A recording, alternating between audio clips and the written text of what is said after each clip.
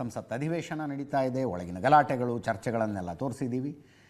ಇವತ್ತು ವಿರೋಧ ಪಕ್ಷಗಳು ಸಂಸತ್ತಿನ ಹೊರಗೆ ನಡೆಸಿದ ಪ್ರತಿಭಟನೆ ಮತ್ತೊಂದು ಹಂತಕ್ಕೆ ಹೋಯಿತು. ಅಯೋಧ್ಯೆ ಹುಂಡಿ ಕಳ್ಳತನ ಪ್ರಕರಣ, ಅದರಲ್ಲೂ ಉತ್ತರ ಪ್ರದೇಶ ವಿಧಾನಸಭಾ ಚುನಾವಣೆಗಳ ಹೊಸ್ತಿಲಲ್ಲಿರೋ ಹೊತ್ತಿನಲ್ಲಿ ಯಾವುದೇ ಪಕ್ಷ ಆದರೂ ಬಳಸ್ಕೊಳ್ತಿದ್ದನ್ನ ವಿರೋಧ ಪಕ್ಷಗಳು ಇದನ್ನು ಬಳಸಿಕೊಳ್ತಾ ಇದ್ದಾವೆ. ನೆಕ್ಸ್ಟ್ ಲೆವೆಲಿಗೆ ಹೋಯಿತು ಅಂತ ಯಾಕಂದೆ ನೋಡ್ತಾ ಇದ್ದೀರಿ.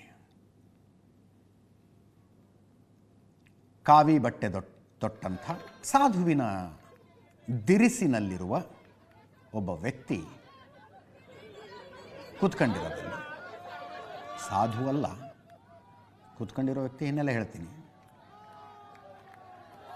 ಇಲ್ಲಿ ಇವರು ನಾಟಕ ಮಾಡ್ತಾ ಇರೋದು, ನಾಟಕ ಅಂದರೆ ನಾನೇ ನೆಗೆಟಿವ್ ಟರ್ಮ್ನಲ್ಲಿ ಹೇಳ್ತಾ ಇಲ್ಲ, ಅದಕ್ಕೆ ನಾಟಕನೇ ಅಂತಾರೆ, ಸ್ಕಿಟ್ ಅಂತಾರೆ, ಇನ್ನೇನಂತೀರೋ ಗೊತ್ತಿಲ್ಲ. ಮಾಡ್ತಾ ಇರೋದು ಹುಂಡಿ ಕಳ್ಳತನದ ಅಣಕು ಪ್ರದರ್ಶನ ಮಾಡ್ತಾ ಇದ್ದಾರೆ. ಸಾಧುವಿನ ವೇಷ, ಮುಂದುಗಡೆ ಹುಂಡಿ. ಇದರಲ್ಲಿ ರಾಹುಲ್ ಗಾಂಧಿಯವರು, ಲೋಕಸಭೆ ವಿಪಕ್ಷ ನಾಯಕ ರಾಹುಲ್ ಗಾಂಧಿಯವರು ಭಾಗಿಯಾಗ್ತಾರೆ. ಬಂದು ಆತನ ಕೈಗೆ ದುಡ್ಡು ಕೊಡ್ತಾರೆ, ಆತ ಅದನ್ನು ಜೇಬಿಗೆ ಇಳಿಸ್ಕೊತಾನೆ. ಹುಂಡಿಗೆ ಹಾಕಬೇಡಿ, ಕೈ ಕೊಡಿ ಅಂತ. ಹಿಂದ್ಗಡೆ ನಮ್ಮ ದೇಶದ ವಿರೋಧ ಪಕ್ಷದ ಅನೇಕ ಸಂಸದರುಗಳ ನಿಂತ್ಕೊಂಡು ಕೇಕೆ ಹಾಕ್ತಿರ್ತಾರೆ, ನಗ್ತಿರ್ತಾರೆ. ಈತ ತಪ್ಪಿಸ್ಕೊಂಡು ಓಡ್ ಹೋಗಕ್ಕೆ ಟ್ರೈ ಮಾಡೋದು, ಬೇರೆಯವರು ಬಂದು ಹಿಡ್ಕೊಳ್ಳೋದು, ಹೀಗೆ ಒಂದು ಸ್ಕಿಟ್ ಮಾಡ್ದಂಗೆ ಮಾಡಿದ್ರು, ಅಣಕು ಪ್ರದರ್ಶನ ಮಾಡೋದು ಹಂಗೆ ಮಾಡಿದ್ರು. ಅಲ್ಲಿ ಸಾಧುವಿನ ವೇಷ ತೊಟ್ಕೊಂಡು ಕುಳಿತಿರುವ ವ್ಯಕ್ತಿ ಯಾರು? ಬಿಹಾರದ ಪೂರ್ಣಿಯಾ ಲೋಕಸಭಾ ಕ್ಷೇತ್ರದ ಪಕ್ಷೇತರ ಸಂಸದ ಪಪ್ಪು ಯಾದವ್. ಒಂದ್ಸಲ ನೋಡಿ ಇದನ್ನ.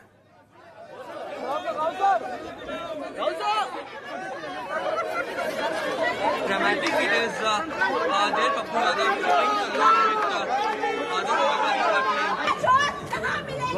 Yadav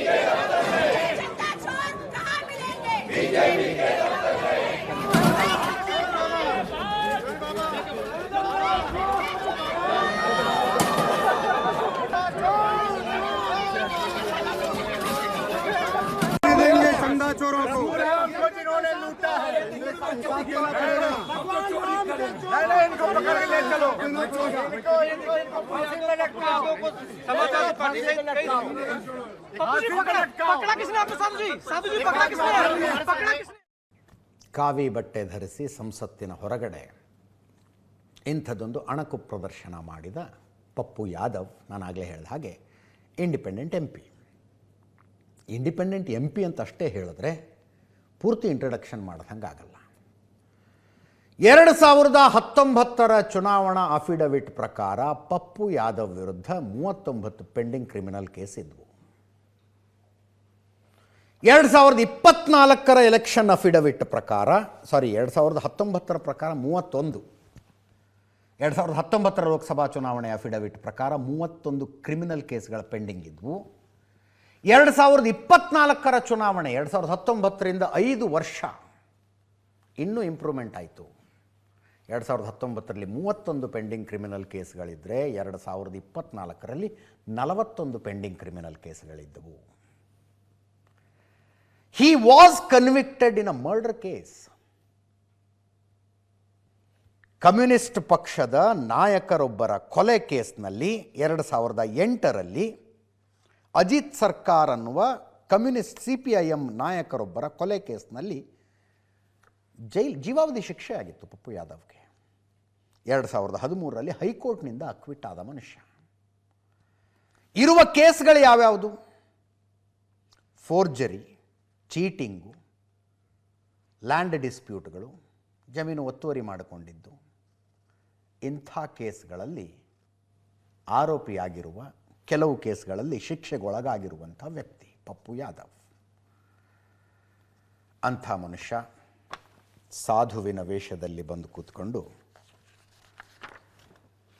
ಅಯೋಧ್ಯೆ ಹುಂಡಿ ಕಳ್ಳತನವನ್ನು ಅಣಕಿಸಿದ್ದು. ಓಂ ಬಿರ್ಲಾ ಅವರು ಮಾತಾಡಿದ್ದಾರೆ, ಸ್ಪೀಕರ್. ಅಂದರೆ ಸದನದ ಒಳಗೆ ಇವೆಲ್ಲ ಬಿಹೇವಿಯರ್ಗಳು ಚೆನ್ನಾಗಿರೋದಿಲ್ಲ ಅಂತ ಒಳಗೂ ಅಂಥದ್ದೇ ಪ್ರಯತ್ನಗಳಾದವು ಅಂತ. ಗಿರಿರಾಜ್ ಸಿಂಗ್ ಮಾತಾಡಿದ್ದಾರೆ, ಕೇಂದ್ರ ಸಚಿವರು. ಮಹಾಂತ ರಾಜು ದಾಸ್, ಹನುಮಾನ್ ಘಡಿ ಇದೆಯಲ್ಲ ಅಯೋಧ್ಯೆ ರಾಮ ಮಂದಿರದ ಹೊರಗಡೆ, ಆ ದೇವಸ್ಥಾನದ ಸ್ವಾಮೀಜಿನೂ ಮಾತಾಡಿದ್ದಾರೆ, ಕೇಳಿಸ್ಕೊಳ್ಳಿ. पूर्व में भी कहा था कि सदन के अंदर तख्तियां लेकर आकर बैनर लेकर आना ये संसद की परंपराओं और मर्यादाओं के अनुरूप नहीं है।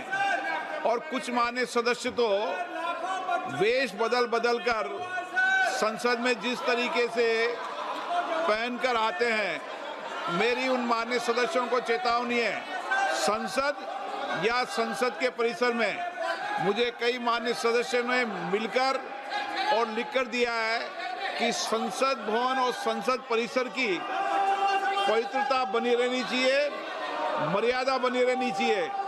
लेकिन आपको जनता ने चुनकर भेजा है संसद में चर्चा संवाद के लिए, आप सदन की पवित्रता को समाप्त कर रहे हैं, उसकी गरिमा को समाप्त कर रहे हैं।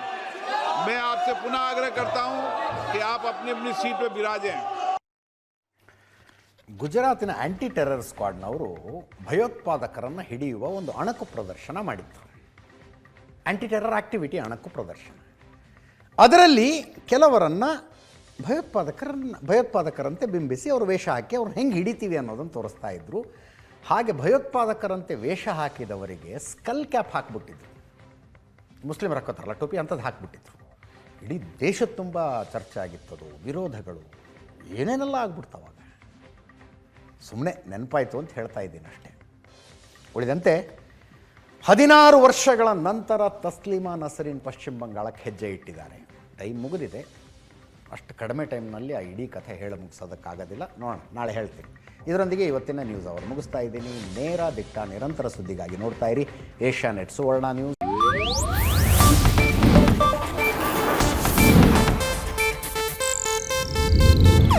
ಇದು ಏಷ್ಯಾನೆಟ್ ನ್ಯೂಸ್ ನೆಟ್ವರ್ಕ್ ಪ್ರಸ್ತುತಿ.